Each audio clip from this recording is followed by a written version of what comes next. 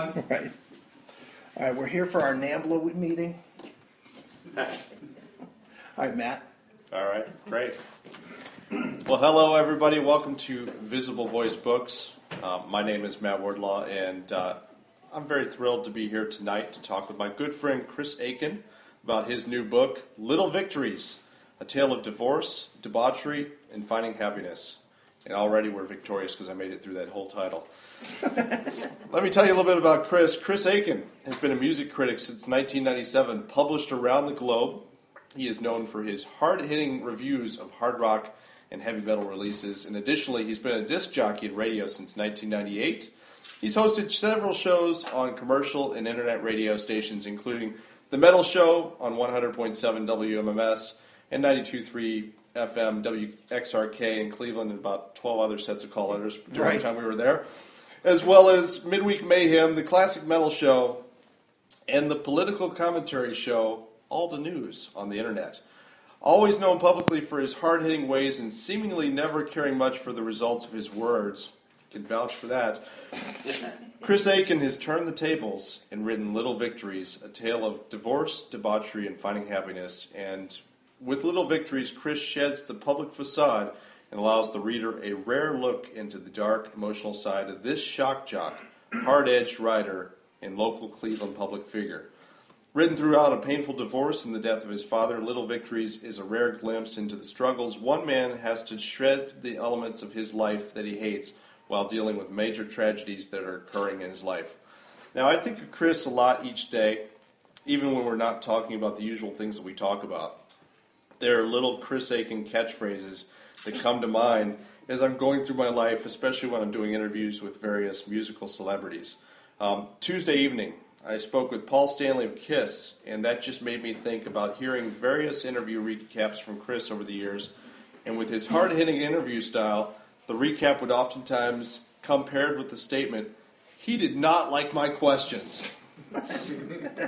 So, of course, I'm going, oh, man, so, wow, did he hang up on you? Sometimes the answer would be yes, but more often it would be, no, we had a great interview, and at the end of it, he thanked me for knowing my stuff, and then he said, man, those were some brutal questions.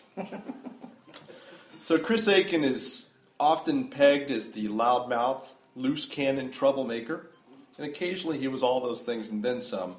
As the above example proves, he also takes great pride in everything that he does and goes full throttle when he dedicates himself to something. But as we know as human beings, that certainly doesn't mean that everything always goes according to plans. And the changes in Chris's life, which brought about the book that we're here to talk about today, certainly caused him to take in complete inventory of himself as a person and assess how far he had come at that point in his life. So while it's perhaps easy to identify the laundry list of things that need to change, it's sometimes not quite as simple to engineer the changes that you need to know, need to occur. And these are the things that Chris took head on, and within those, he found certainly many little victories. So ladies and gentlemen, my friend Chris Akin. Welcome, sir. Thank you.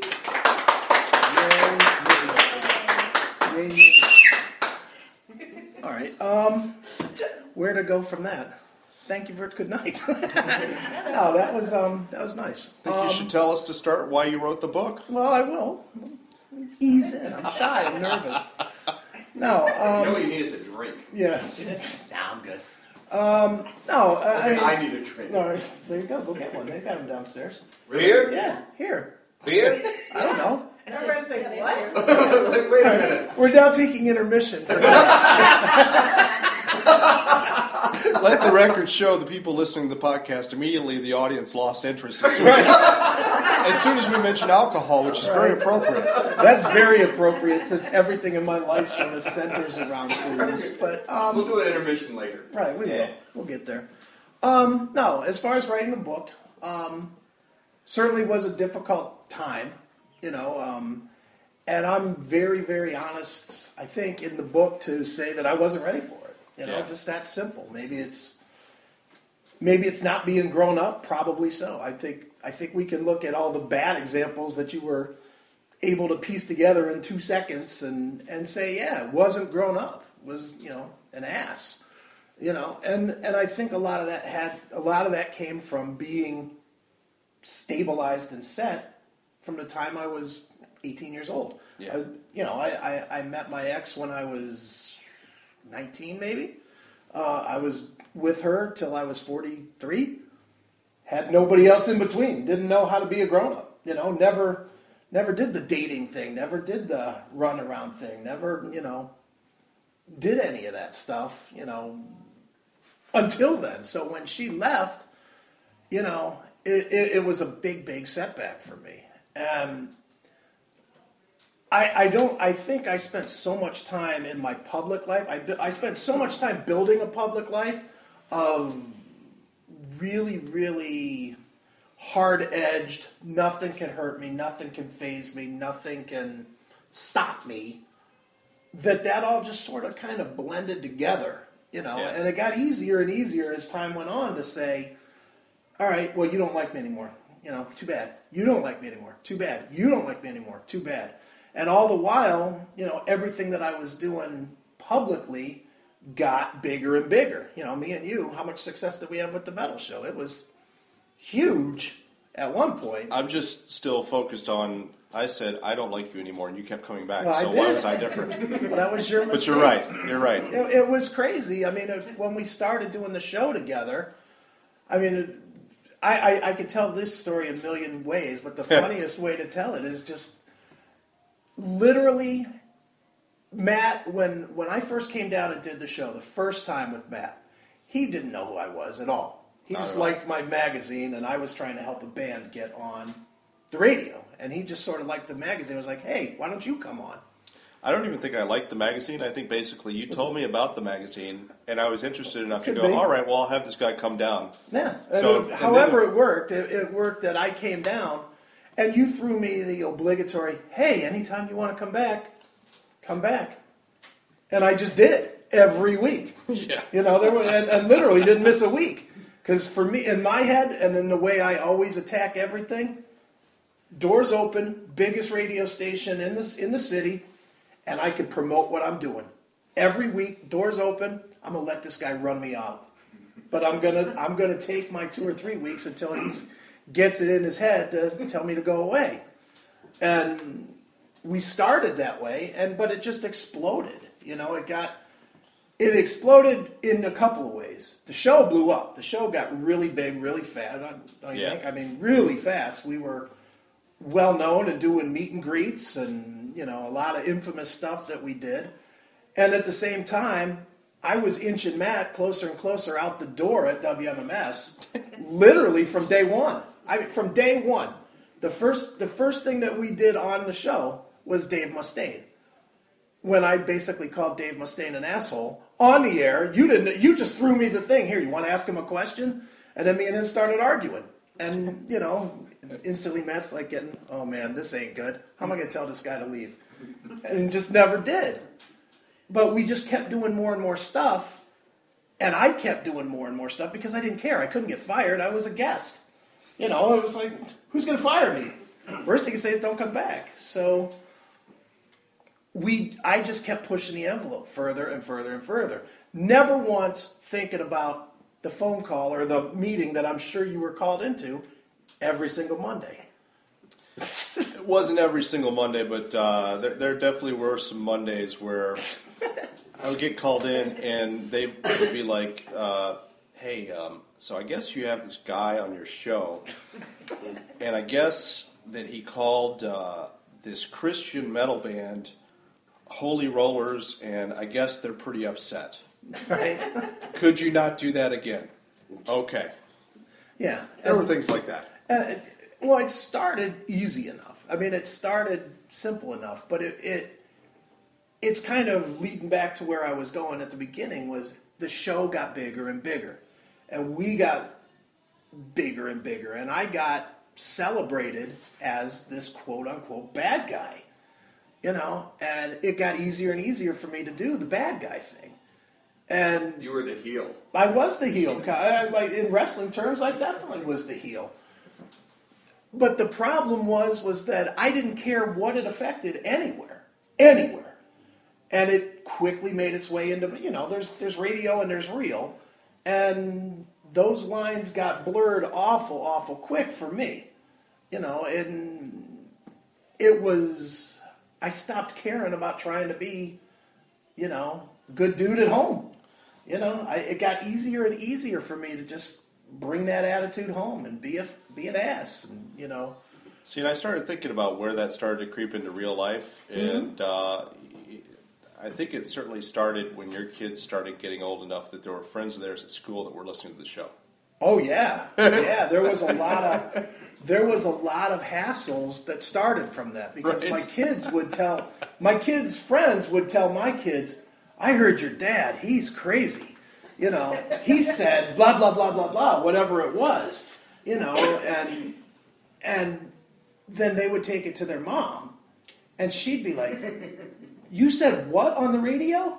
And I was like, "Well, don't worry, it's just the show. It's just the show, and it did. It got in there more and more, and Sometimes he would call me, by the way, and he would say, "Boy, the wife is not happy about last week's show." I'd be like, "What did we do?"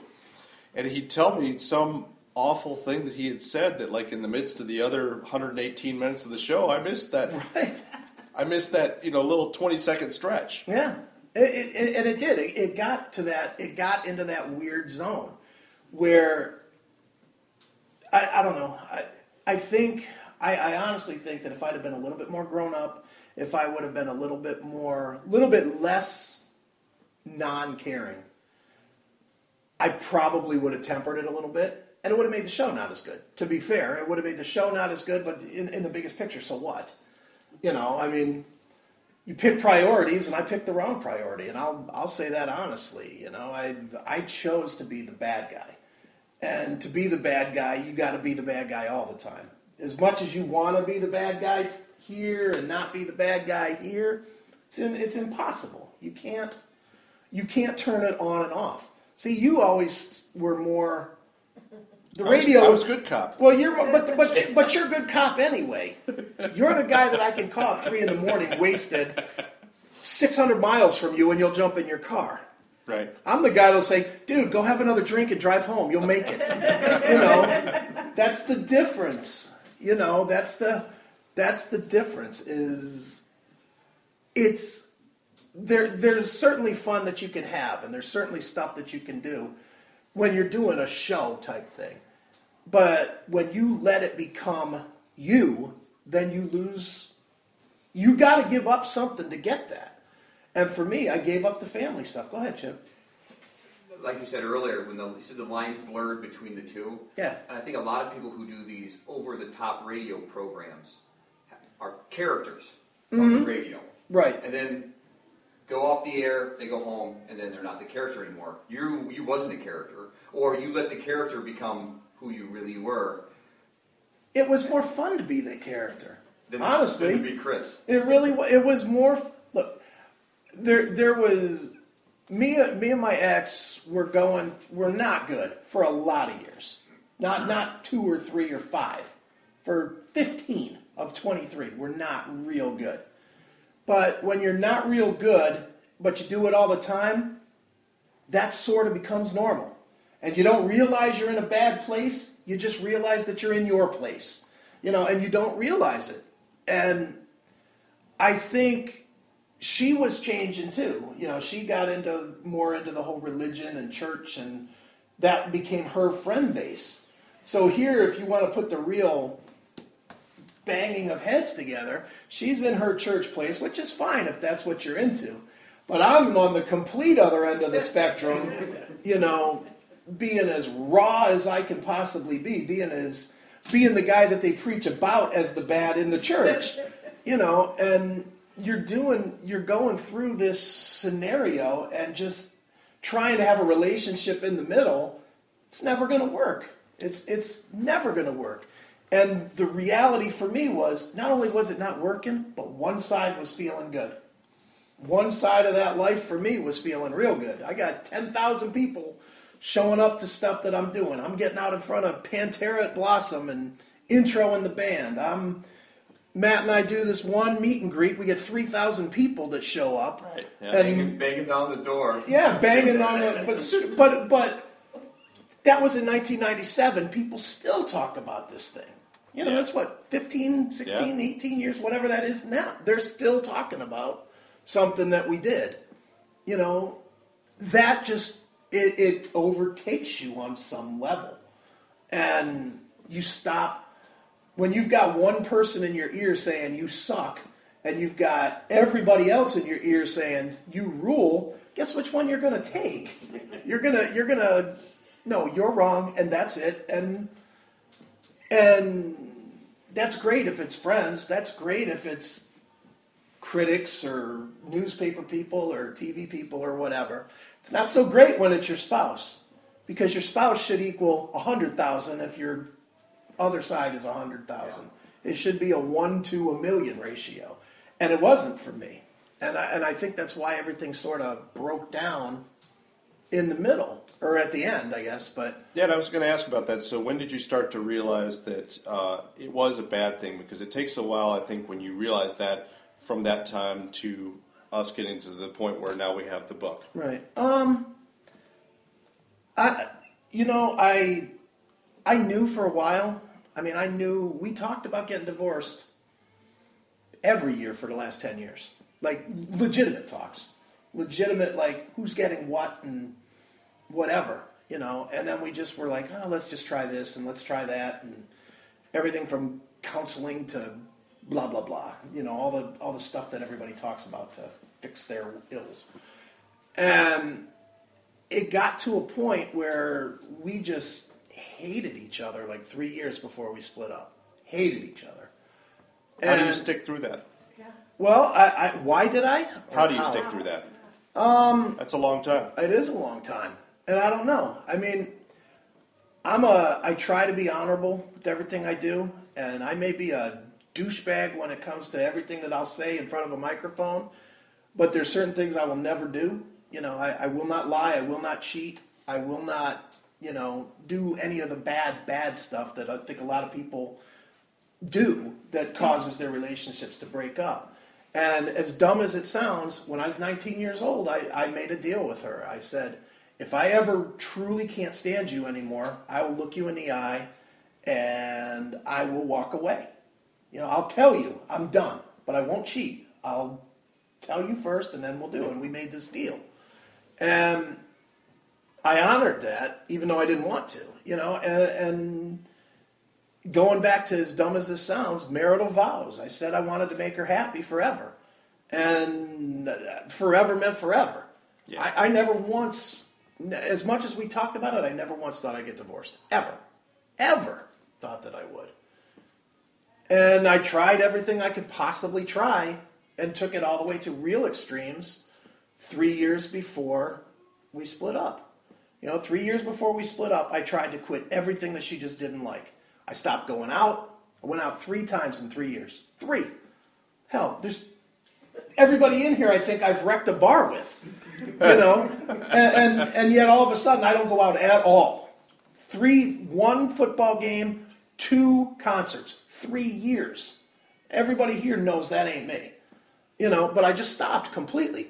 Quit doing radio completely. Got rid of the magazine. Had the magazine. Got rid of the magazine. Cut everything. Stopped hanging out with friends. Stopped talking to people. Stopped going out. Stopped having them to the house. Everything. I worked, I slept. I slept, I worked. That's it. 3 years. Trying to be what she wanted. Trying to fix it. And it just kept on spiraling. You know, but for me, I thought I was putting in the real effort. I thought I was doing what I should have been doing. And it just didn't work.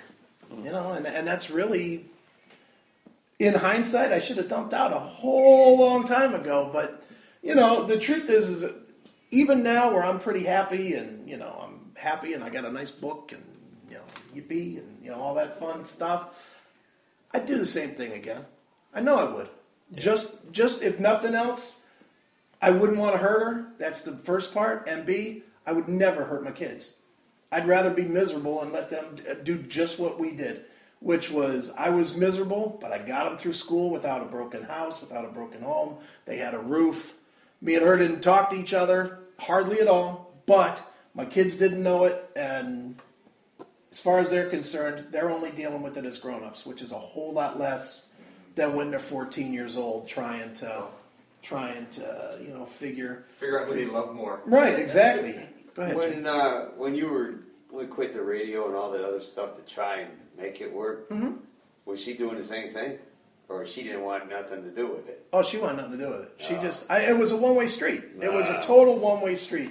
I went and did all kinds of goofy stuff in my head that, now I'm going to church on Sundays. Now I'm helping set up the audio at the church picnics. Well, it sounded like you were making the effort. I was trying. And again, I'm not going to beat her up over it. It didn't work. I could go and beat her to death like everybody tends to like to do, but I don't beat her up. And I can say honestly, me and her get along fine now. Yeah. Now that we're not beating on each other, emotionally anymore, we're good. I talked to her on Monday for 2.5 hours, and perfectly good. She's happy in her new marriage, and I'm happy in my lack of marriage, and it's all good. Well, you want to read something from the book? Okay. I will go with chapter 1. All right. This chapter's called The Road to Hell.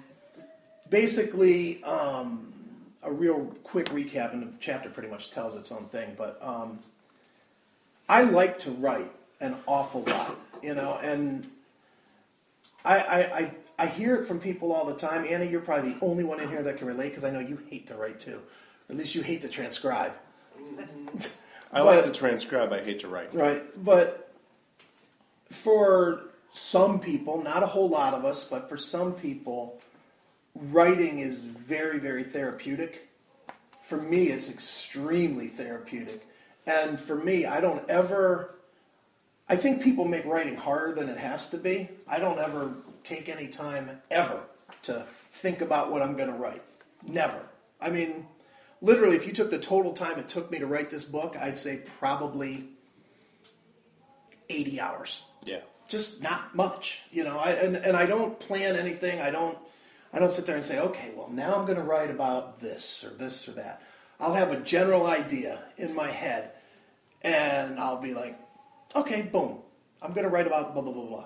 And first thing I do is I'll think of a song, and I put the song on in my iPod, and the lyrics, that's what the whole lyrics thing with the book is that it's just whatever song I threw on at the time. It generally sort of relates, but it really is just kind of whatever put me in that zone to just spit out whatever I was going to spit out. And that's kind of how I wrote the whole book. So when she first left, I didn't know what to do. And the only thing that I knew how to do well was listen to tunes and write. So that was kind of what I did at the start, was just kind of threw the headphones on and spit it out. And this is literally the first thing that I wrote. I wrote this maybe 2 days after we split. Wow. So this is like I said, this is called The Road to Hell. And I'll try and blitz through it quick because it's a little bit lengthy.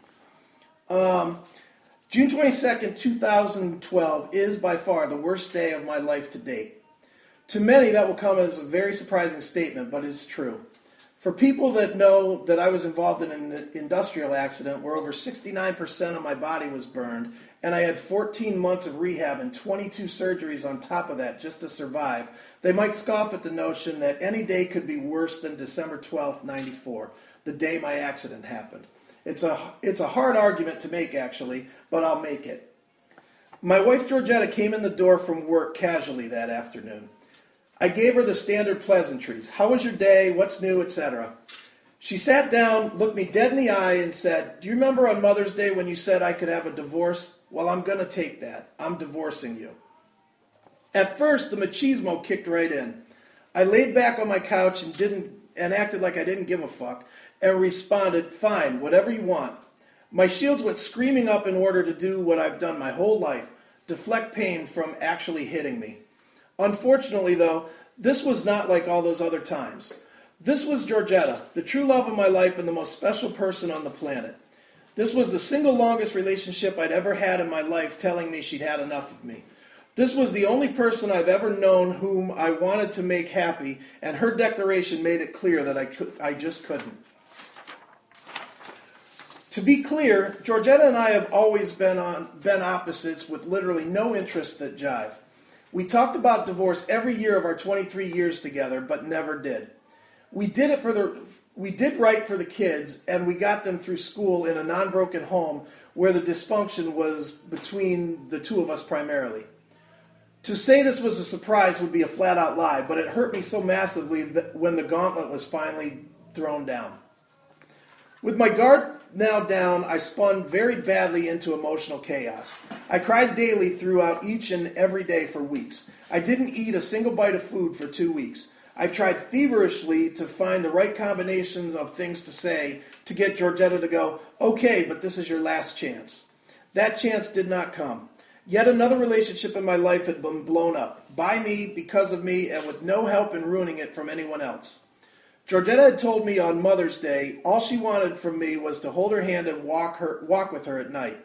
She might as well have been screaming at me. It was her desperately telling me that she wanted me to be right and give her the slightest ounce of love. Yet not one time following did I ever hold her hand. When you just read that, you're probably like, dude, what the fuck is wrong with you? Believe me, I feel the same way typing it. It's the sickness of my life. It's the sickness of my personality. It's the sickness that needs a cure. While I got my head around the fact that my marriage was over, I sunk into a deep depression. Every day, all day, thoughts of depression, anger, death, pain just overcame me. I couldn't work, I couldn't eat, I barely slept, and I never have trouble sleeping. No one understood it, including me, to be honest. While I was sad that Georgetta and I had split up, we've known it was coming for years, decades even. While I think we truly love each other and always will, I also know that we don't and never did love each other that way. So while that was part of the depression, that just wasn't it. I began to look deeper and deeper into myself. I began to try and figure out why I was so unbelievably unhappy. I spent hours or even days just thinking about the world I'd created. It then came together for me very clearly. I wasn't as depressed about Georgetta leaving as I was about the fact that she hated the person I had become. She's the only person on the planet that really knows me inside and out, and she had grown to hate that guy. That was tough to take, but the real source of my depression was far more tough. I realized I hate that guy too. So you understand, let me paint a picture of me as of the day before my divorce. I'd ballooned to 451 pounds. I did nothing but work, watch TV, sit on the couch, and spew hatred on Facebook, the phone, and to anyone listening. I'd been so fat that I couldn't stand up off the couch. I could barely fit into my car, and even worse, I couldn't steer it freely because my gut dragged on the steering wheel. I've made a reputation as being a shock jock radio guy and one of the most fierce and vicious local music reviewers in Cleveland. I was a bad father. I was a bad husband. I hadn't spoken to my parents or my brother in 12 years. I can point to despicable thing after despicable thing I've done in my life, and while I really don't have any of those rape, murder, cheating on the wife, etc. type of major things there, I had far fewer good things in my timeline than most. So a decision has been made. Georgetta has decided to divorce Chris Akin. You know what? I've decided to divorce Chris Akin too. I've decided that while the road to hell is paved with good intentions, the road to heaven is paved with struggle, hard work, and commitment. As far as I'm concerned, the old Chris Akin has been packed away with the stuff Georgetta is taking with her out of my life. It's my hope it never gets unpacked. As for me now, I'm moving forward into a new journey, a journey that revolves around leaving the shields down and learning to actually feel and understand emotions instead of boxing them out. I'm moving forward with two phrases that I will make the staples of my life: no more quitting and no more broken promises. Both seem simple enough. That is, when you haven't spent your whole life breaking them to where it's part of your habitual behavior. So this is the start point of my journey. I'm broken, I've hit bottom, I'm coming out of it a bit, and I'm determined to do better. To quote the great philosopher Art Bell, want to take a ride? Wow. Well, you've been a guy who is never been shy about sharing anything. Yeah. Certainly you put the personality in personality. And I think all of this contributes a lot to the public persona that a lot of people are most familiar with when they think of Chris Akin. What were the aspects of this project that were really the most difficult for you? The book part was easy. Yeah. It was very easy for me to put it out there. What was difficult for me was a lot of the stuff that had to happen. Putting it out there, certainly I knew that I was going to take some heat. I knew I've beaten up a lot of people over a lot of things, on the radio especially. And a lot of those things that I've beaten people up for on the radio are things that I'm now putting out there myself. And I expected to take some heat for that. And that's fine. I was ready for that. I don't think that I looked at it as a project. I think I just was writing and, it turned into a book. Yeah. It really wasn't so much like it was ever planned to be a book initially. It was, the hardest things for me was the actual doing of stuff. Fixing things after 12 years of not talking to my parents or my brother. Mm-hmm. That's not, I don't care who you are, that's not easy to do. It is not easy to walk into a situation where people that you have said publicly that you wish cancer and death on, to go and look them in the face and say, I want to put this behind us. How do we do that? And I didn't know how to do it. To me, that was the biggest, hardest thing I had to do. And the second hardest thing I had to do for me personally was letting go of the anger. It's all pretty well documented here as far as what I had to do to let go of the anger. But man, that's not just something you do. It's just not something you can easily just drop. When you're so habitually ready to strike on any notice about anything ever, a cop stopping you to give you a traffic ticket, when you're going 80 and a 20, and you want to bite his face off because he's like, do you know how fast you were going? I can't explain how many times I had to tell myself out loud, like a retard, sitting there walking around my house going, don't call and yell about this. Don't say this. Take a breath. Walk around. Take a half hour. That was so outside of my normal to do that. And that was really, really hard to do. And, I took some chances. Fixing things with my parents was a chance. It could have, and I wish my mom was here because she could verify this is true. It's not in the book, but it's something very true. I wrote my mom, part of this is in the book, I wrote my mom this email when I wanted to fix with her. And it is the meanest, nastiest thing I think I've ever written in my entire life.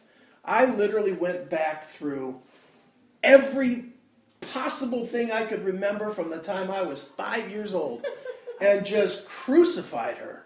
You did this and you did that and you effing this. And I mean, it's just profanity laced and vicious. It is really mean. And she took about a week to digest it. And then she answered me back with kind of, almost like an apology. Like, I should have known that this is how you felt. I didn't. But that was my job. I'm your mom. Blah, blah, blah. I should have known. And it relaxed me to a level that I reached back to her in a lot more calm method. And I said, why don't we sit down? And so she agreed to sit down. Well, she told me 6-8 months later that her and my dad had a conversation where they fully, and she wasn't kidding, they fully expected me to come in with a pistol and shoot them both in the head. And they were dead serious. They all they saw was the rage, and they had heard me raging about them on the metal show a couple of times, or heard about it, and they had picked up some bottom lines where I had said some stuff, and I had a dedication wishing them death in the CD I put out. I mean, I had done all these real finalizing things, and they didn't know if I was just setting them up or what, and it was, give them credit for opening the door anyway. I don't know that I would have. But, the anger thing was very, very hard to do. It was hard to fix that. And on some levels it worked, on some levels it didn't work. There was another guy that I had a real lot of anger with. And he did something really heinous, and I won't get into all of it, but I'll say it was real heinous at a time that I just had to sort of take it. And I asked him out. I hadn't spoken to him a word in 17 years. It had been a long time. And I asked him to come out to the house so that we could, I just wanted to get rid of it. I didn't want to hold it over his head anymore. I didn't want the anger in my own head every time I heard his name. So I wanted to look him face to face, and I wanted to say, look, dude, you screwed me, but I'm going to let it go. I was trying to do sort of the same thing I did with my parents. And I tried it with them, and it was immediate making excuses for what he had done 17 years ago. And I was like, dude, I don't care. I don't want what you took from me back, and I don't want an explanation. I want you to say, I'm sorry, shake my hand, move on. And he would not give it to me. And, but for me personally, and again, that's that crossroad thing. 5 years ago, if that happened, I'd probably take his teeth out. Yeah. Now, I was just like, all right, man, this is how it is. And I feel better in my own self where I can say his name and not be pissed. And it's just another guy that was in my world, that's not now. Well, I want to talk about the family thing because, Yeah. I know obviously that for many years, that was not even a conversation with you. And, right. People would try to have that conversation with you a lot. And, from my side of things, there were times where we talked about it. And I said, I know you don't talk about this, but just got to put this out there for what it's worth. You would kind of smack back. And absolutely not. So we would have the conversation without having the conversation. So I guess I just want to know is what sort of bridges did you have to cross with yourself to get to the point where you were willing to take a shot at rebuilding things? What were kind of the things that made that happen? For me personally, I had to, I really had to put it into my own perspective of what is going to make me feel better, and is what's going to make me feel better fixing with them or leaving it the way it is or what have you. And my sister-in-law, Christina, I have a bunch of people in my life that never in fact, pretty much everybody, no one let that thing go.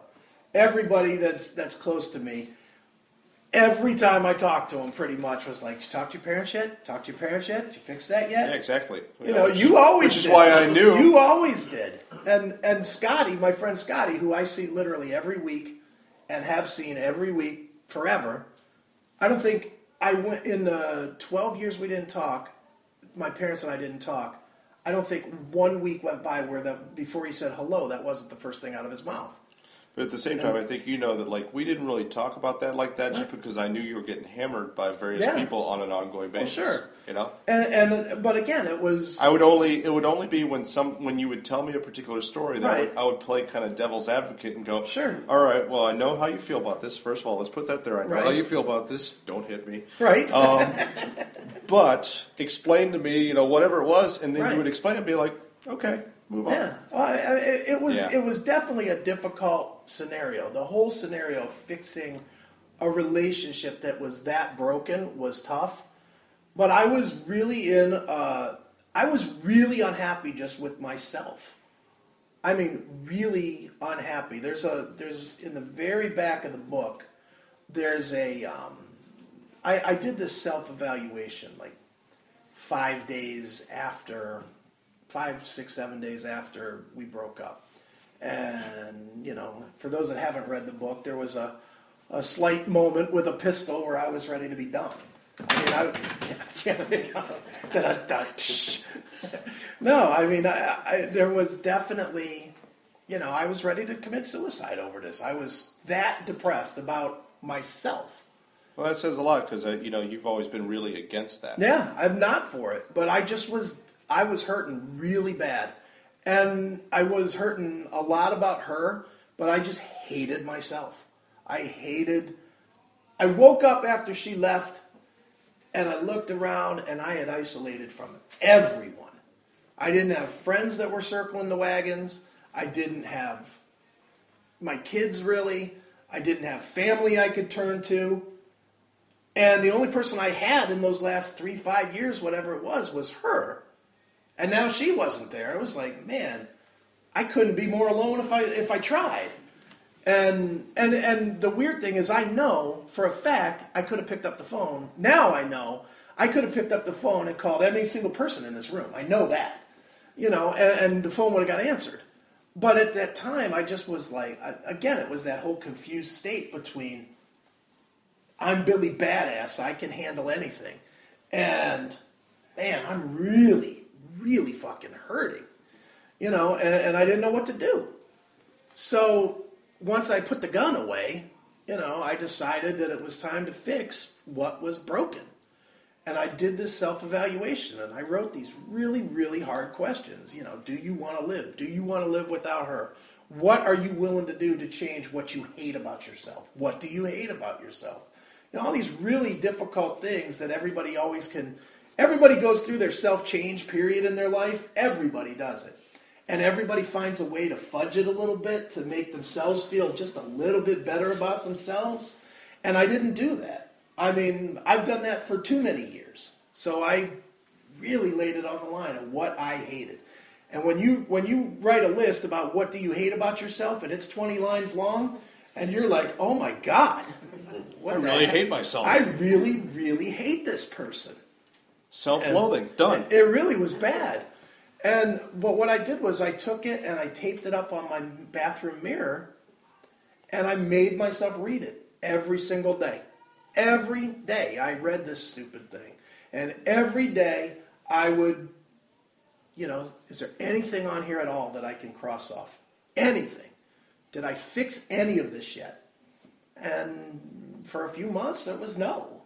For a few months it was a lot of crying and turmoil and mental mind fuck and all that stuff that happens. But then after a while, something came off the list.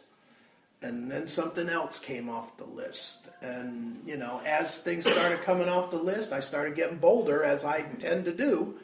And I started attacking bigger things. I went from tackling little silly things like,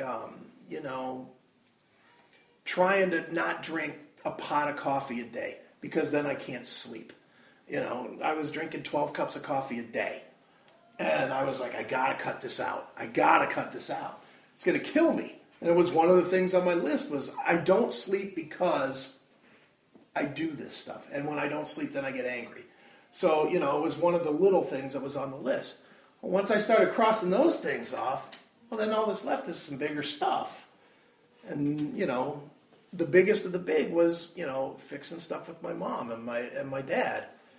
And what really happened was that my sister-in-law came to my house one day, and she was devastated about the divorce. I mean, she cried harder than me or Georgetta. To be honest, she was absolutely floored.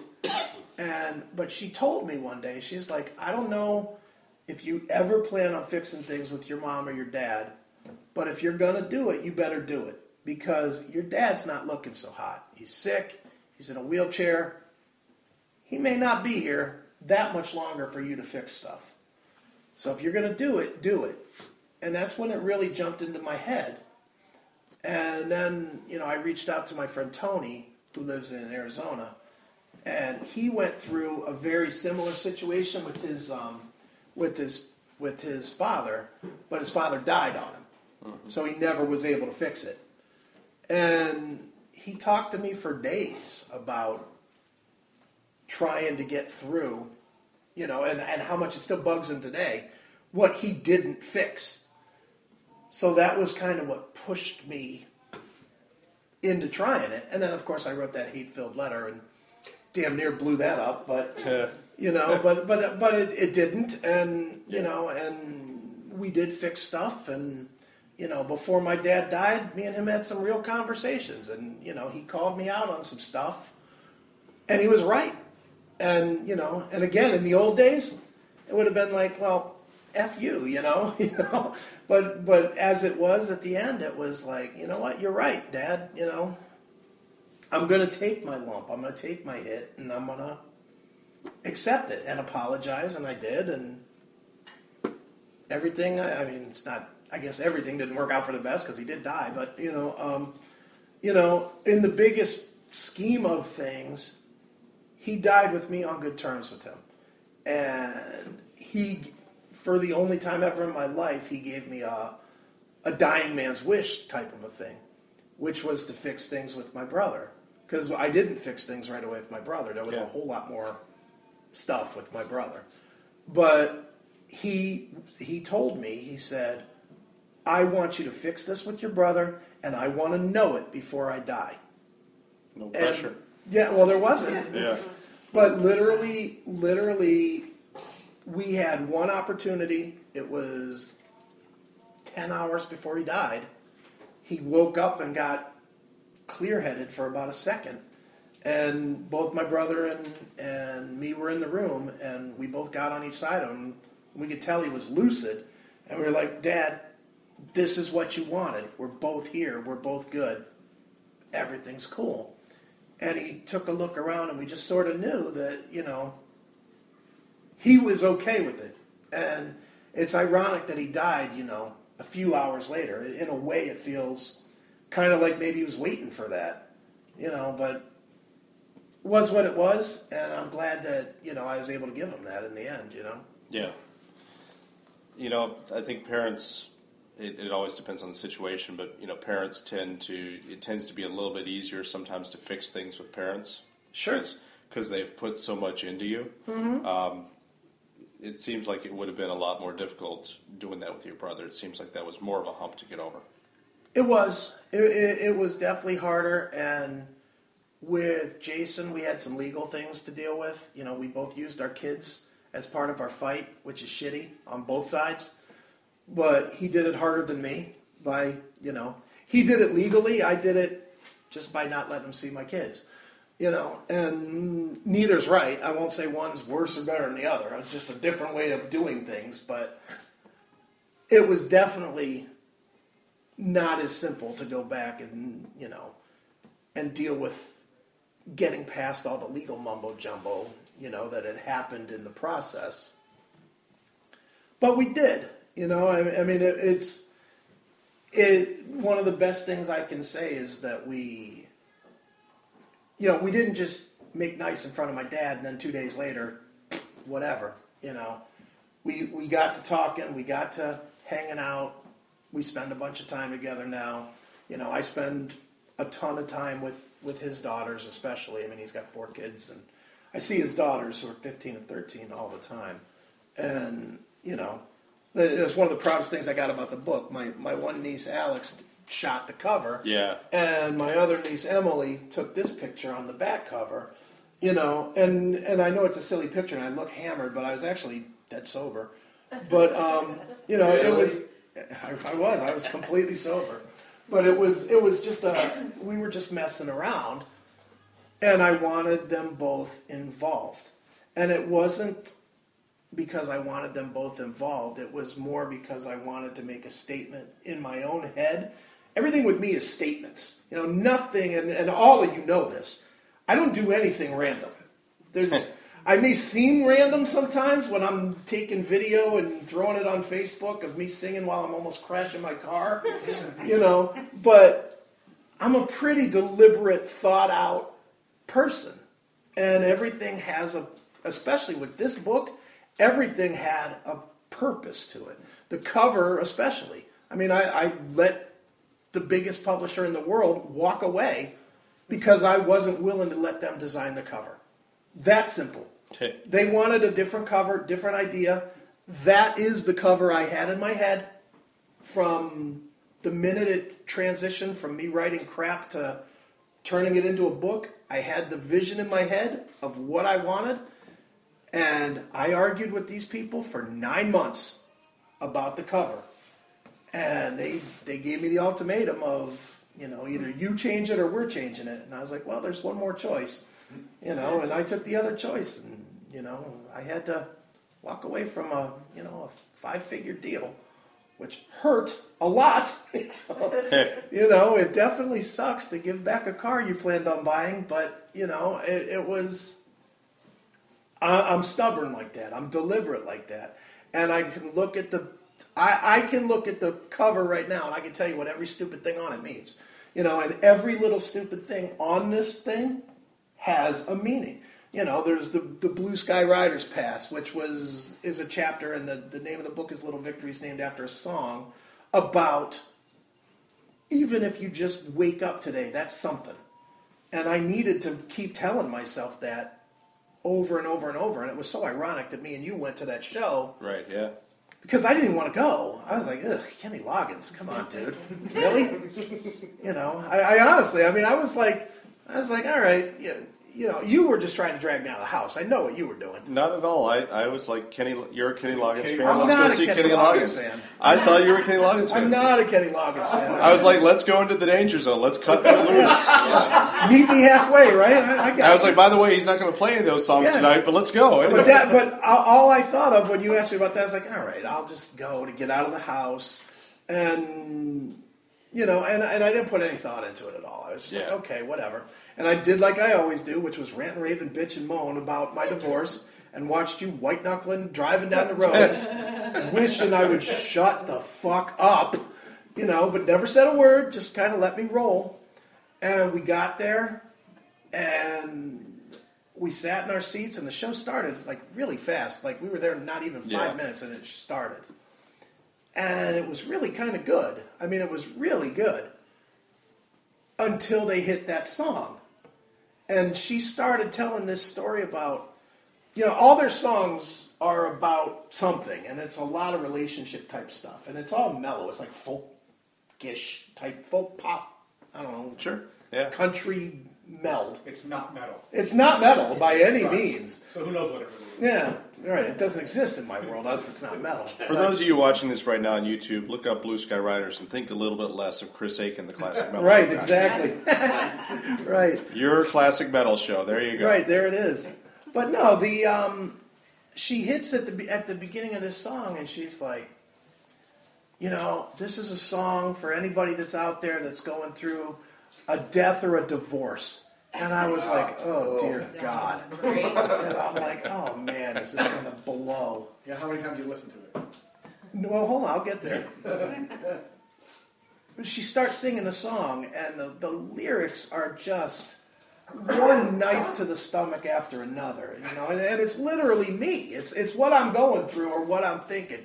There's a lyric in the song about, tearing pictures apart and cutting them in half and cutting the other person out of your life, and you can't go back, and it's over and it's done, and you feel like you're going to die, but you don't. And you know what? There was many at that point. That was September 19th of 2012. I know the date of the show, and at that point in my life, there was many days that I wished I could just roll over and die. I just didn't want to wake up, or I did want to wake up and have it be a bad dream, as the song says, and I just sat there bawling like a bitch in the seats. I was literally just crying in the chairs. I was just a mess, and Matt's like, "Oh my God!" And I was like, "Let's do this again. Let's go see REO Speedwagon." Well, no, we did that first. That was even worse. That was at Blossom 4 days after we broke up. And boy, nothing better than REO Speedwagon Sticks. Babe, I'm leaving. I must be on my way. I think you should go and die. Time for me to fly. Yeah, time for me to fly. Roll with the changes. Yeah. Thank God they didn't play Don't Let It End. Because, I was just floored. You know, You said that was 4 days after? 4 days after. The fifth day was when you had the pistol? Yeah, there it is. It's all your fault, man. I never actually put that all together, but it's all your fault, man. This is the way it's always gone, by the way. Right, exactly. Well, let's switch gears a little bit, and I guess talk about a little bit of the stuff that is how people know you. And I guess to start, how'd you get into music writing? After I got burned up, I had nothing to do, and I was supposed to be squeezing a tennis ball to make my fingers work because my fingers were all mangled up and whatever. And I did that for, I don't know, at least a half hour before I was done with that nonsense. I was like, tennis ball, I'm not doing this. So the doctor asked me if I could type. And I was like, yeah, I can type. And I started typing, on my computer at home. And I started writing letters to the editor about how bad the writers suck at scene. And that's what, literally every review, oh, this guy sucks. He doesn't know anything about overkill. Whatever it would be, then scene. And it didn't matter what it was. I was writing something every week. The music editor at the time emailed me and was like, do you think you could do better? And I was like, of course I can do better. These guys suck. So they mailed me a bunch of CDs, and I wrote them in like an hour and sent them back, and they were like, oh, okay, cool. And they sent me some more, and it just sort of started. And in typical Chris Akin fashion, within a year, I was like, this isn't good enough for me.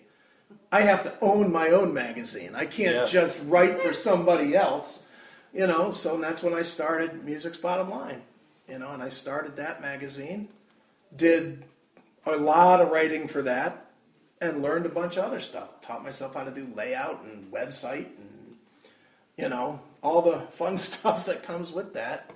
But I just did that for years and years and years, and then I sold it to our good buddy John. Yeah, it's still going today, actually. Yeah, where? I haven't been able to find a copy lately. But no, I just did that, and then I just sort of continued on. I started Pit Riff, kind of so I wouldn't have to not get free CDs. Yeah. And I've been doing that for 10 years or whatever now. Well, and I was going to mention that. I know that was, the magazine was probably a period of personal growth for you. You kind of mentioned this, pulling together an entire magazine on a monthly basis, laying it out, building websites when that was still kind of a primitive thing. Mm-hmm. What were the most valuable things that you kind of took away from that whole experience? Certainly, financially, the web stuff. I basically built my whole career out of Music's Bottom Line. Is really where I learned to do what I do. And, that certainly. But, I don't know. I got real comfortable saying bad stuff about people because I didn't have to really answer for it. You get letters or whatever. Somebody would write you a letter to the editor saying you suck, but so what? And it was a weird growth because I loved getting hate mail. Yeah. So for me, anything that I got in the mail that I either loved or just was about, I generally wouldn't write about. The stuff I ended up writing about was the stuff I hated. Because that's more fun. It's more fun to get hate mail than... No one wants to get a phone call or an email or whatever saying, you know what, you're the best. You're so good. You're awesome. You feel just like... So what? I get it. You know what? So do the other 18,000 people at the show. We all got it. You go, I know. Yeah, well, that's it. Well, that's really what it is. Guess what? We all paid $59 for these tickets. We all like Kiss. I got it. It's when you don't... It's when you say stuff about... When you hear something and it's a band that people like and you hate it, and that if you say how much you hate it, it's just going to be answered for. There's a certain rush to that I eat up. I can't wait to write on a bad AC/DC record or a Bret Michaels record or something that's horrible but has a big fan base. Because I know their stupid fans will come out of the woodwork to tell me that I must have a crack problem. And that's fun to me. You know, and with the paper, it was fun because it was really sort of, your name's in it, but it's anonymous. Yeah. Once I progressed to radio as well, though, well, then it was kind of instant. And then it was a whole different ballgame. How many times did we get people calling the radio station, telling me they were going to meet me outside the doors to fight? 10, 20? I mean, literally, probably 20 times. One of my favorite experiences is, of course, we have the friend Patrick, who started out as a complaint call about the show. He hated the show. Right. Hated the two guys that did the show. And my boss pulled me in and said, this guy loves the radio station, hates your show, but wants to love your show. Could you have him down on the show and just let him see you doing the show? And, of course, you know, that guy becomes Damian Bonadano. And becomes, you know, we still talk to that guy. We're still friends with him, Yeah. sure. But we had all kinds of, we had a lot of haters. Yeah. And I certainly encouraged it. I was never shy to say whatever. I mean, we had moments on the show that were classic. I just remember the one that I always go to. I know you remember this because it's probably the most uncomfortable you were ever in the studio. We had this band in called Bazooka Proof, Right. and Were they Chris proof? No, they were not. No, they were not. I wasn't paying attention, really. I didn't have my headphones on, and when we were playing songs and we had guests in the studio, Matt would pot it down so we wouldn't really hear it. Matt would have like one headphone on and be listening to conversation, but he always ran the board and stuff, so he was like the tech. Me, I was the shit shooter. So, you know, I'm talking to the people and whatnot. We had this band in, and we're playing music or whatever, and Matt gives the cue, 30 seconds. So, okay, everybody puts their headphones on. I put the headphones on, and it is this god-awful music. And Matt comes out and doesn't say who the band is. He just goes, So, you like that or not, Chris? And I was like, no, that sucked. What was that? And he's like, oh, and he's tried to play it off. He's like, oh, you're just kidding. You know that's Bazooka Proof. And I looked right at the guy from Bazooka Proof. I was like, well, if that's you, that sucks. I just was like, ugh. And the guy didn't know what to do. Matt didn't know what to do. And we just sort of glided past it. But I mean, it was like real uncomfortable. But that's what worked. You know, and believe me, from a show standpoint, and that was not planned, it really wasn't planned.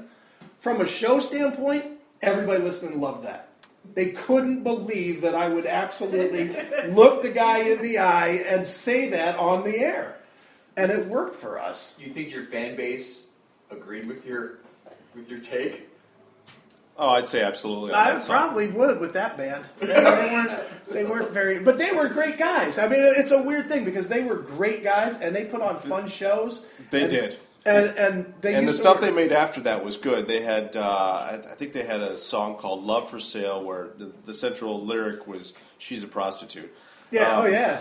And so they came out with an EP after that had that song and like all the songs on that were good. But yeah, it's they were just fun, and I enjoyed them personally. They wore costumes, and they used to. You remember those big styrofoam airplanes that people would throw? Mm-hmm. You know, they would use them in their shows. And we were at the Odeon one night for a show, and they threw it out in the crowd, and the thing went berserk. And it knocked over and broke all the liquor in the Odeon's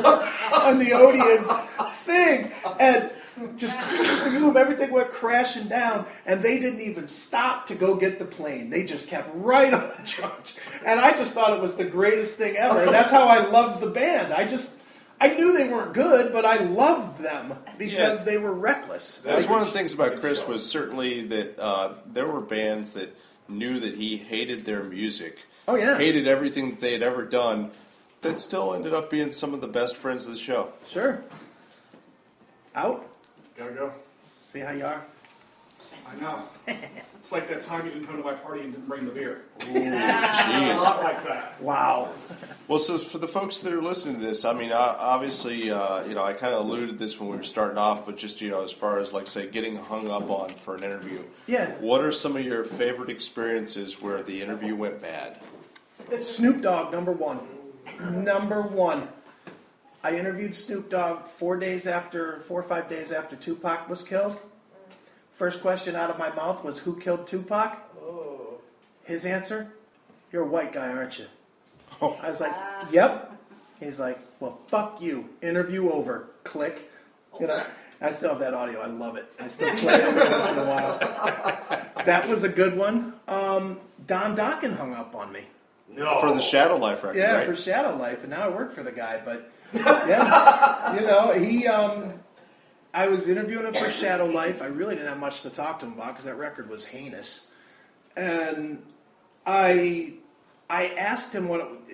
You know, everybody doesn't know, but there are sometimes there's what you just call, you know, throw-in questions that you just throw in trying to get a conversation started, and they're dumb questions. But usually the answer will lead you to something you can go with. Sure. You know, I mean, they're the same as saying, "What's it like? What's it Yeah. like to be in a band?" You know, it's a stupid question, and you know, I love to make fun of people that ask that question all the time. But I get it sometimes when you can't get somebody talking, you ask a stupid question to get anything that you can build off of in an answer.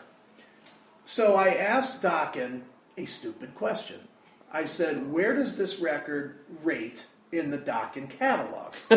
Is this the best? Is it the worst? Is it in the middle? What? And I was just looking for anything to talk about.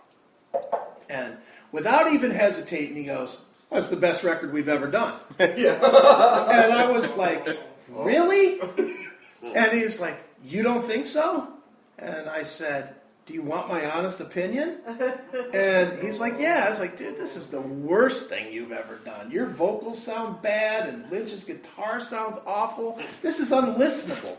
And he's like, well, fuck you, man. You hurt his feelings. And he clicked out on me. And it's funny because I actually played him the audio about 3 years ago. He called, or I guess it's more like 5 years ago at this point, but he was doing an interview with us on the CMS, and obviously I do Dokken's website and whatever, so I work with the guy now, so it's kind of fun. But we were like, Don, want to play this interview we heard with you, is that okay? And he's like, yeah. So we played it back. And he was like, Jesus, dude, really? He hung up on you again. Nah, he's good now.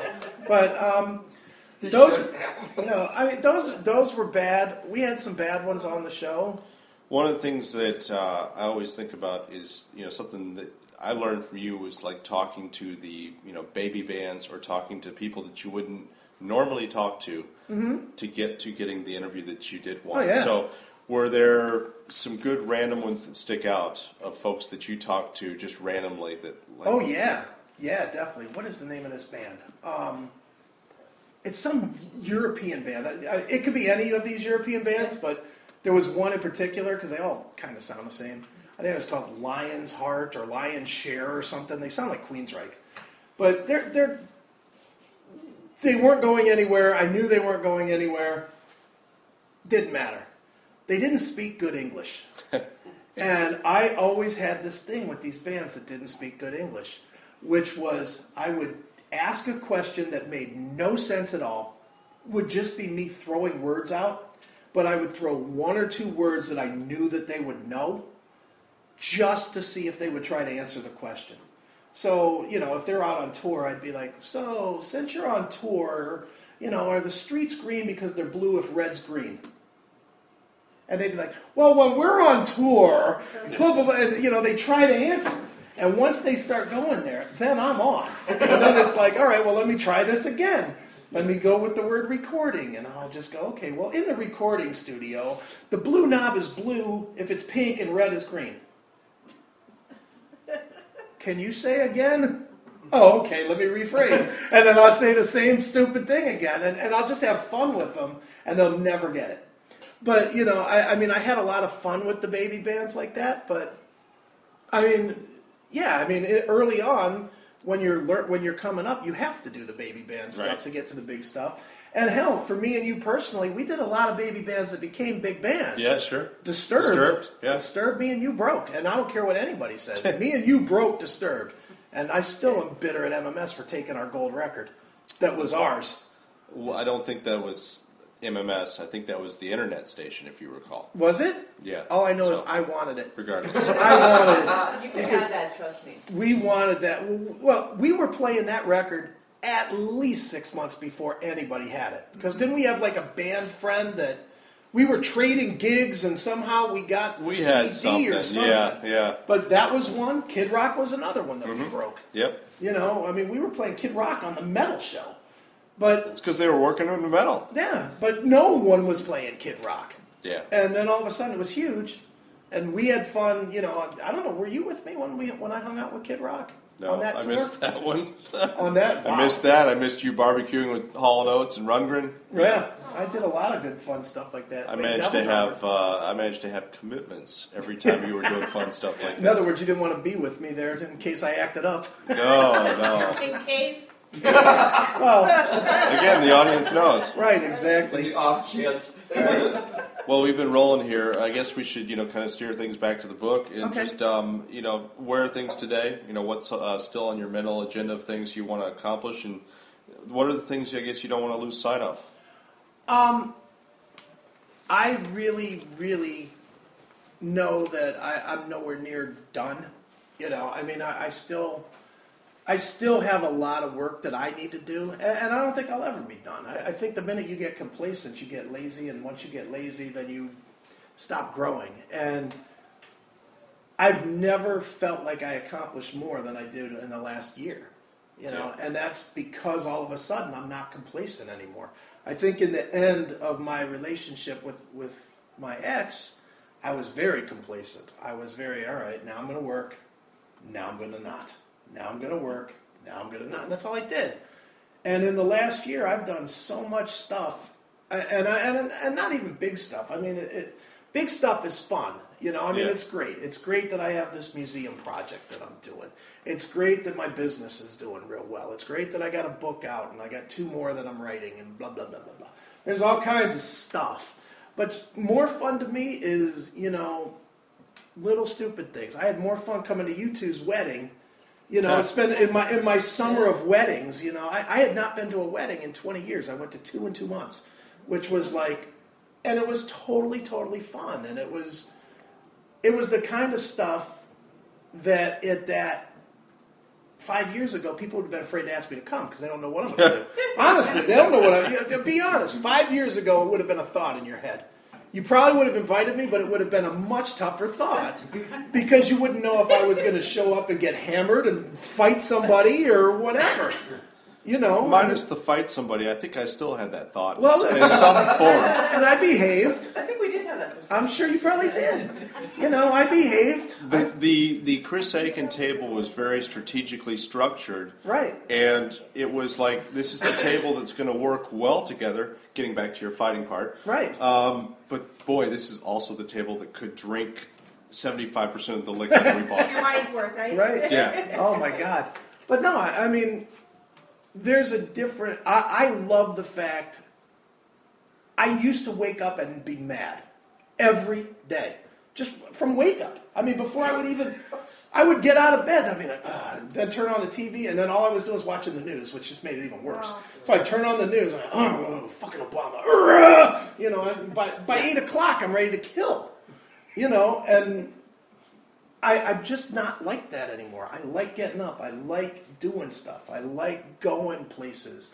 I had so much fun. Like I said, you guys' wedding was fun, and my friend Eric and his wife's wedding was fun. And doing stupid stuff that I had just not done in forever. Me and Stephanie and John and my friend Scotty just up and went to Wisconsin to go see Van Halen. Yeah. No real reason. The only reason You don't need a reason for that, though. Yeah, you do. I do. I don't travel to go see anybody. But I traveled. Most people don't need a reason I Chris. traveled to go see that for one reason, because I had backstage passes from Dokken. Sure. Yeah. So that was like the only reason we went, was on the possibility that we could meet Eddie Van Halen. Yeah. That was the only real reason we went. But we had a great weekend out of it. And, like running down to do Rock on the Range last year. Mm-hmm. Just random. It was just something I wanted to do, so we did it. And there's a lot more of that kind of random stuff I like to do. And it doesn't have to be big stuff anymore. It can be it can be stupid things like getting a call saying, what time you get off work? 11? Okay, I'll come at 11 and stay till 5 in the morning and then try and work through a day and just a rolling party, you know, and I've been having a lot of fun with the rolling party that has now kind of replaced the rolling anger. Yeah. You know, so is there a lot more work to do? Sure there is. I mean, I got a lot more stuff I want to get done. I'd like to have an arsenal of these little books, you know, on my shelf. But, you know, my brother puts it best, I guess, is he's one of these list guys.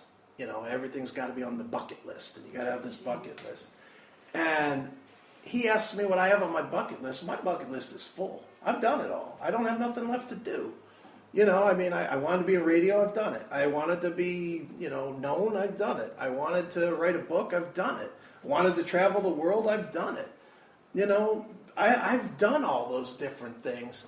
And, you know, without even hesitation, my brother has the perfect answer. Write another list. You know, so now it's, you know, am I going to write another list? Probably not, but there's still a lot more things to do and accomplishments to have, but I'm good where I am now, man. You know, and this was very therapeutic to get it out of my system. You know, how many people have you ever heard say, "Oh man, I just want to close that chapter of my life and move on"? Well, you know what? There, I just did it. You know, it's that kind of simple. You know, it's a lot of people say they want to do certain things, and this was one thing that I said I wanted to do, and I accomplished it, and bravo, you know. Now, find more stuff to do. Bravo, indeed. You know. So that's that. Any questions from folks out there? When's your next book coming out? Well, I have 2 in the works, and maybe 2 more that I might be doing. So I don't know when for sure.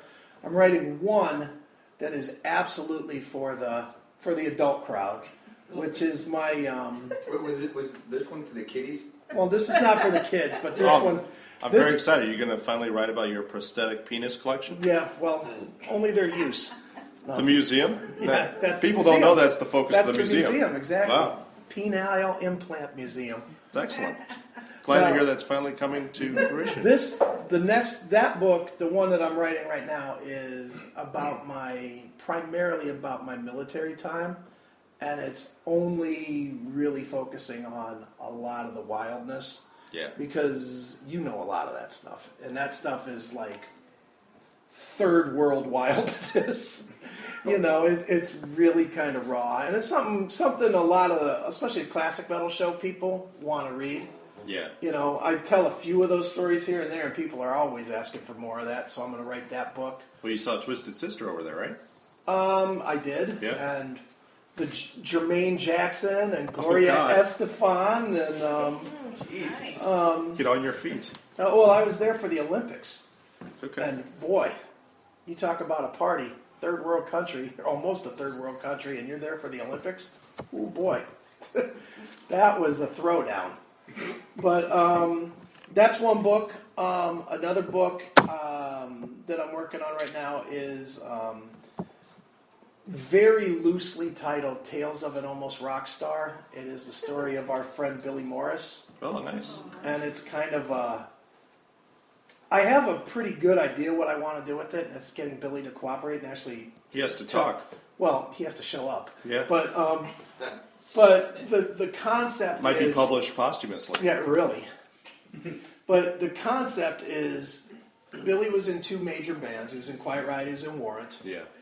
And when you're that guy that gets to be the replacement in those 2 bands, you have all these real high points, but then you get reminded often that you're a replacement player and not one of the guys. So for every I played in front of 60,000 people story we're also going to get him showing up to get paid with bratwurst. You know, or having to do meet and greets for 4 hours and then being told that he can't even get a dime off of the $20 pictures that they're selling. Yeah. And, you know, so Billy, it's a real roller coaster type of a story. And ironically... It's a great story, though. It is a good story. And As long as you're not a singer for Billy, I guess you're Yeah. okay, since both singers from his major bands basically killed himself. But that one is working, and then Neely wants to write a book, and we're actually probably further along in that one than the Billy book, but that one's going to come out. That one's going to come out January of what's next, 15, 16, Cool. to coincide with the 20th anniversary of the show. Nice. So that one is getting ready to be written. But yeah, I got a lot of writing still to do, and I love doing it. So if you liked this one, then you'll probably like the next ones, even though they'll be on different graphic levels. But it'll be fun. It's something fun to do, and I love to do it, and I can't stress that enough. How much therapy that is for me when I'm just in a crappy mood to just kind of sit down and Right. spit out whatever. And I still do it. I mean, I do it on Facebook and stuff. Not as much as I used to, but I should get Oh, there's been a decrease? Oh, wow. Well, now it's like 2 paragraph things instead of 18 paragraphs. Now it's not books, but yeah, but that's what's coming up, man. Any other questions out there? Big no. I did have a question about the cover of All right. that book, and you started into it right when I was thinking of All it. right. Is What? I would like to know what everything stands for, but All right. Simple. But I was wondering, is it something that you want to let everybody know all at one time, or do you want to spill it out a little bit? No, I don't. I'll say it all at once. I don't care.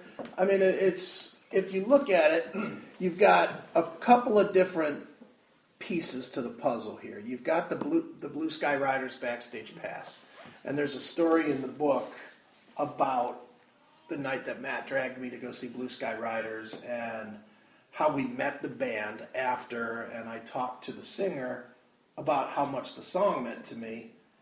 And then her and I actually became friends. The singer, Georgia, are now friends because, we talked back and forth on Facebook and in emails and on the phone, and they did an appearance and actually thanked me on one of their appearances, like on a broadcast and everything else. It was crazy, So, but the song itself, Little Victories, I played that song easily 2,000 times. I mean, there were days I played it 100 times in a row. Made my kids nuts. They were like, "Turn it off." They hated it, and I get it. And I still listen to it every single day. It's the first thing I do every single day. Before I even get out of bed is I listen to that song. Just to remind me that, all right, you woke up. Something already good happened. Let's start finding the next good thing and the next good thing. And I know anybody that reads my Facebook, I always end positive now. I always try to end with, Oh, bang bang's positive? Well, yeah, it is. Okay. No, but the line right before that is before always that. something to Got the it. effect of make today better than yesterday. Even if that's listening to pop music by M because it's your guilty pleasure from 1979. Well, I didn't appreciate today's line, go put your head through a television. That was not nice. I must have, who hacked my account? That wouldn't have been me. It looked like your writing style. Oh, I could don't have know. been. But no, I mean that's what this little piece means, is it's about that song and that relationship and whatnot. The alcohol, the beer bottle and the vodka, I was drinking vodka nonstop for months.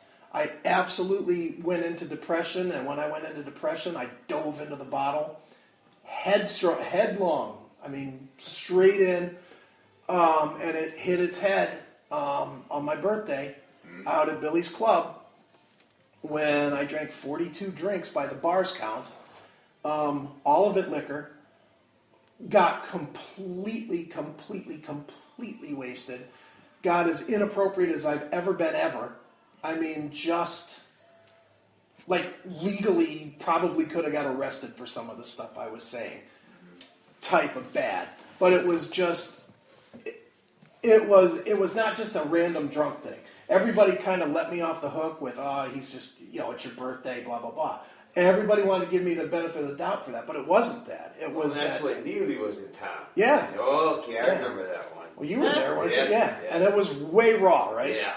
Oh, yeah. But it was... Oh, yeah. But the thing was, Georgetta and I both shared the same birthday, day, month, and year, same day. Oh my gosh. So that birthday, Ouch. That was a Christmas. That was a New Year's. And that was a sledgehammer to the face that here I was doing it without her. And it was just a really... I thought I was coming out of the depression, and all of a sudden I got sucked right back into it, followed right behind it by Thanksgiving and Christmas. Literally bang, bang, bang. And I was like, oh, this is horrible. And I was drinking out of control. I mean, literally drinking, I don't know, four bottles of vodka a week. I mean, I was just pounding vodka. And that's what that is. That's literally the debauchery part of the title is the 2 alcohol bottles that are tumped over. The divorce papers are obvious, and then the money on the thing was kind of. I was doing a lot of drunk driving. Not proud of it, but I'll just be honest about it. I was driving home from wherever I was, even though I was drinking like this. And you know how when you stumble into your house after a night of partying, you just reach in your pocket and you throw whatever's there on your table? Well, that was kind of what I did for the... I sort of was taking inventory the next days a lot, trying to figure out everything that went on. And I would do it through receipts and handfuls of change that were on my table. And I was like, all right, so when I was putting the cover together, the last thing I did was threw a bunch of change on the table. And that's the basic definition of the cover. That's how it all... So everything did have a meaning. And it was so heartbreaking in a way that this publisher wouldn't let me do this cover. Because I don't know. Maybe the cover's good, maybe it's bad. But it really did have meaning. And I wish they would have seen that. Because every review that I've had has been positive. Every person that's read it has... I get a lot of... Read it in 4 hours. Read it in 8 hours. Couldn't put it down. Read it in a day. Read it in 2 days. So it's, I'm not a brag guy, but I know it's probably pretty good, or at least it's touching people in a way that they can relate to. So,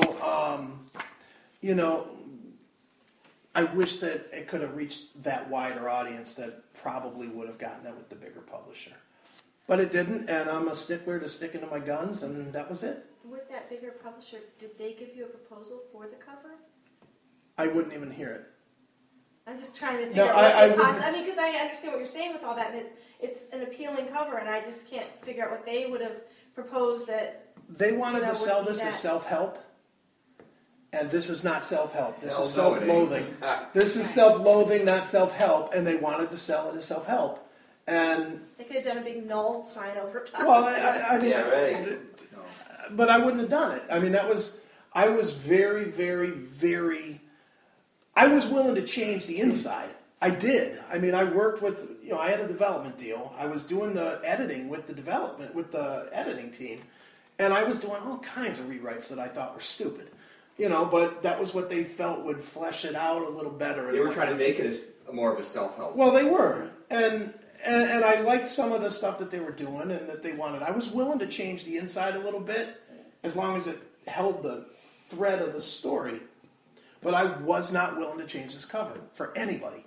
I knew what I wanted. I knew for this one, this is so personal to me. I've said it a million times, and I do mean it. And I truly, honestly find this to be a successful thing, no matter what it sold, because it sold the one that sits on my shelf, and that's all I ever cared about. I didn't care if anybody bought it. I wanted one copy for me. I wanted to prove to myself that I could take this period of time, chunk it all together, and be, boom, here it is, and walk away from it. And, I'll never read it again. I mean, this is the first time I've read this stuff, honestly, since July, August, when I was editing. It's the last time I read any of it, because I can't. Well, you lived it, Yeah, I lived it. You've read it dozens of times. No, I've read it. I read it when I was doing it. When I was living it. So it's nothing new to me. It's interesting sometimes to see my own phrasing and go like, "Oh, really?" I could have written that a little better, but but it's not a book. It's not a book that I think I'll read 50 times. But I think it's a book that a lot of people might read 5 times. If they get into a bad place in their life or they get into a situation that sucks, you know, I mean, you've read it. I don't know if you've read it. I haven't gotten a chance yet. See, you don't want to read it. I know how you are.